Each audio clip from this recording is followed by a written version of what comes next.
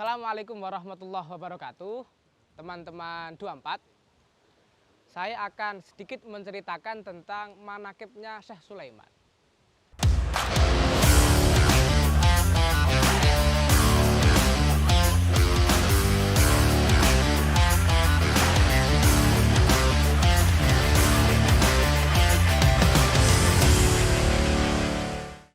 Jadi Syekh Sulaiman itu adalah putra dari Sayyid Abdurrahman Basaiban. Sayyid Abdurrahman Basaiban sendiri merupakan ulama yang lahir di kota Tarim, Yaman dan hijrah ke Indonesia pada abad ke-16 Masehi. Tepatnya yakni tepatnya tahun 1570 Masehi. Jadi beliau Sayyid Abdurrahman Basaiban itu hijrah dari kota Tarim menuju ke kota negara Nusantara dan singgah di kota Cirebon, Jawa Barat. Dan di saat itu pula beliau singgah dan bermukim di sana, plus beliau juga mempersunting istri beliau. Dan istri dari Sayyid Abdurrahman atau ayah dari Sayyid Sulaiman adalah Sayyidah Khadijah binti Sultan Hasanuddin Banten. Berarti istri dari Sayyid Sulaiman masih cucu dari Sunan Gunung Jati. Jadi secara nasab memang Sayyid Sulaiman itu masih dari cicitnya Sunan Gunung Jati. Lah dari hubungan antara Sayyid Abdurrahman dengan istrinya Sayyidah Khadijah ini setidaknya dikaruniai tiga anak. Pertama adalah Sayyid Sulaiman yang akan kita ziarahi nanti. Yang kedua adalah Sayyid Abdurrahim dan terakhir adalah Sayyid Abdul Karim. Kita kembali ke Sayyid Abdurrahman yang merupakan destinasi ziarah kita. Jadi Sayyid Abdurrahman itu siapa sih? Sayyid Abdurrahman setelah dia dilahirkan di dunia ini dan dididik oleh ayah beliau, ditugaskan oleh ayah beliau untuk menjadi pendakwah ke arah kawasan timur. Jadi mulai dari Jawa Barat, Sayyid Sulaiman ini rihlah dakwah menuju ke kawasan timur. Beliau mula-mula pergi ke Pekalongan, bahkan di sana beliau berumah tangga, bertempat tinggal. Setelah selesai di Pekalongan, Sayyid Sulaiman melanjutkan rihlahnya menuju ke kota Solo. Nah, di saat ini yang menurut kebanyakan cerita memiliki cerita yang unik. Jadi Sayyid Sulaiman itu ketika di Solo pernah ditantang oleh Raja Mataram. Jadi karena Sayyid Sulaiman dianggap sakti oleh kebanyakan orang, membuat Raja Mataram iri dengan kesaktian beliau. Akhirnya Raja Mataram memutuskan untuk mengundang Sayyid Sulaiman ke pesta pernikahan putri bungsunya sebagai pemeriah pesta. Namun tujuan dari Raja Mataram hanyalah menguji kesaktian dari Syekh Sulaiman. Setelah mendapatkan undangan dari si raja tadi, Sayyid Sulaiman mengiyakan untuk mendatangi pesta pernikahan anak dari si Raja Mataram. Si Raja Mataram. Si loro breksek kayak.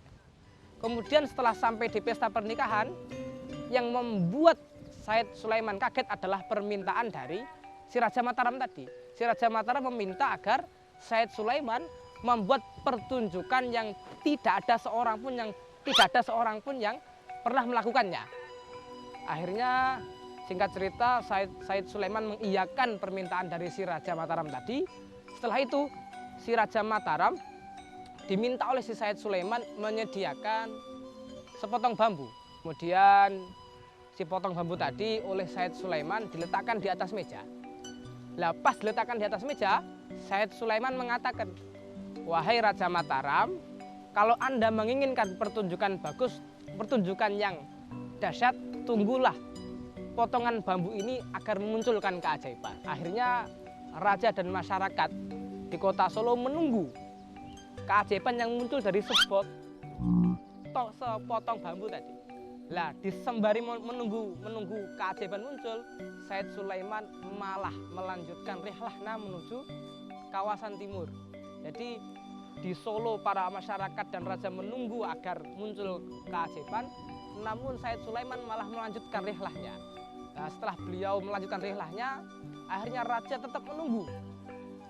Dan karena sudah waktu yang terlalu lama, akhirnya raja geram. Karena seperti halnya dipermainkan oleh Sayyid Sulaiman, akhirnya raja ambil tongkatnya, dan si raja membanting tongkatnya.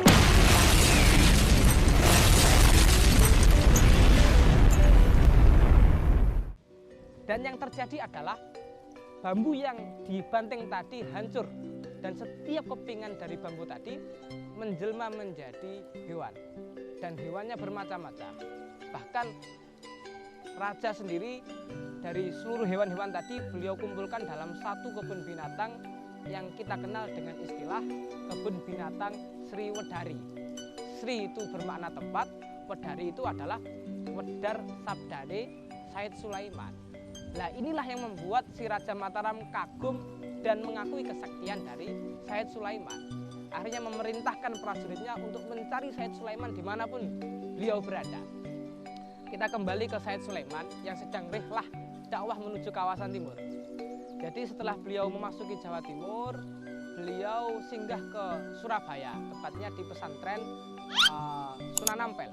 Di situ beliau belajar agama dengan santri-santri senior dari Sunan Ampel. Setelah selesai beliau belajar agama, beliau lanjut rihlahnya menuju ke kota Pasuruan. Nah, disitulah destinasi terakhir dakwah dari Sayyid Sulaiman. Dan di situ pula beliau mempersunting istri, beliau bertempat tinggal, dan beliau melakukan dakwahnya secara maksimal di kota Pasuruan. Singkat cerita, prajurit yang mengejar Sayyid Sulaiman tadi mampu menemukan di mana Sayyid Sulaiman. Ini hebatnya prajurit dari Raja Mataram, mampu menemukan tempatnya Sayyid Sulaiman. Setelah Sayyid Sulaiman ditemukan tempatnya, Raja langsung berkata kepada Sayyid Sulaiman, "Wahai Sayyid Sulaiman, saya minta panjenengan untuk menjadi hakim di kota Solo." Sebagai bentuk penghormatan Raja kepada Sayyid Sulaiman. Namun jawaban Sayyid Sulaiman atas desakan dari masyarakat Pasuruan juga keluarganya menyatakan bahwa beliau Sayyid Sulaiman enggan untuk melakukan tugas dari si Raja Mataram. Akhirnya beliau mengungkapkan, "Wahai Raja, mohon maaf saya tidak bisa mengemban amanah yang beliau panjenengan berikan ke saya."